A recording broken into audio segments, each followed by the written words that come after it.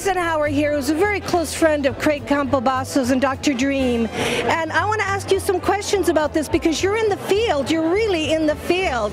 This is not science fiction for you guys, is it? No, it's not. It's a reality that we need to wake up to and accept and embrace, really, because we have galactic consciousness. We have an ancient history that we have not really been exposed to, and this is an opportunity to really know what the truth is. So it's very exciting. Are you excited too to see the book? Oh my goodness, absolutely. It's a powerful story, and it just lends so much to assisting us in understanding what's really going on right now. So the furthest thing from science fiction right into the truth of what it's all about.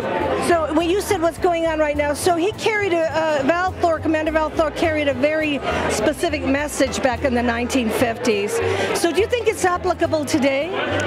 Yeah, I mean, I think it's going to take all of us to understand what our potential is and to look to one another instead of our governments, because there's too much at stake, there's too much that gets shut down, but there's a lot of hidden geniuses and scientists and people that have had contact that can bring a lot of this out into the open, and all the beings that Valiant Thor visited, and a lot of his messages can still be shared, and it's absolutely crucial that it does. Well, thank you so much for speaking with us, and are you excited to see the movie? Absolutely, really excited. Yes. All right, thank you. Thank you. We're so honored to have a very good friend of Craig Campobasso's here. This is Regina Meredith. She's with Gaia Television. And Regina, you're interested in all of this kind of thing, this space extraterrestrial, this wonderful film that Craig is doing.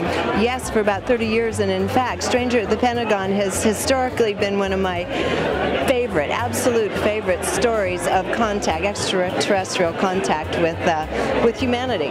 So I'm really excited to see the direction this goes tonight. I've been looking forward to it for decades. We're all excited, but tell me something. The message that Dr. Strange has had at Stranger in the Pentagon is a very universal message. Do you think it's applicable today, where we had visitations that came here to speak to us in the 1950s?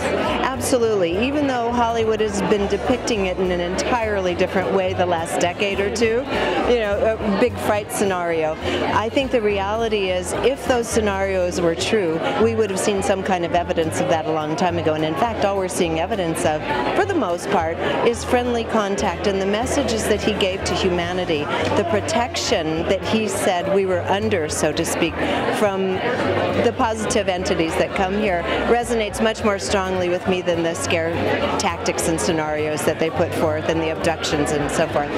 And wouldn't it be exciting if Commander Val Thor were here with us today? Maybe he is. Maybe he is. We have to look around and see. We have to look and see a very handsome man and see if he's here with his whole crew. Yes, absolutely, with his crew. And there are enough beautiful men in the audience. There may be one, huh? Who knows? Who knows? I was expecting he was going to be around this project. So whether he's here in the flesh or just slightly phased off, he probably is here. Thank you for speaking with us, Regina.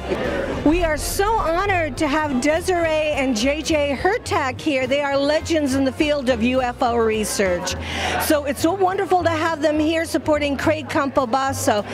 And JJ, tell us about Dr. Frank Stranges. Yes, Frank Stranges claimed that between 1957 and 1960, he was in touch with an extraterrestrial being called Valiant Thor, who claimed to have had the prerogative and the invitation to go into the Pentagon and share with the American government certain things pertaining to the world situation at that time. Putting a story together, it was very clear that Frank Stranges was onto something very, very important. And given all the information we know over the last 50-some years, we know that this is just part of a much larger story of what I would call symbolic logic or meta logic of, should we say, covering a very important disclosure in a meeting that took place on the highest levels of the American authority. The poster for Stranger at the Pentagon is absolutely gorgeous, and it's Roy Young who designed it. Yes, I did. Thank you. Now, how did you do this? Was there an inspiration for you to do this?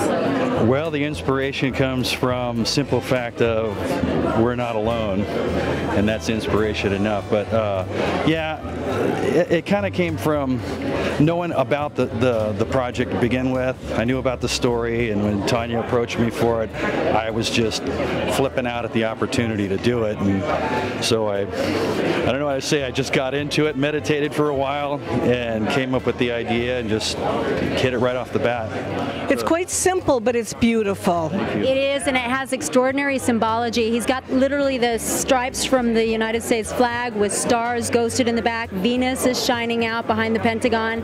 This ghosting halo of blue light around him with the rim of the light on the ship. There's so many subtleties, and it says so much. That's what's brilliant about Roy's work. It's very visual, it's very memorable, and it's got all the tiny symbolic meanings deep inside.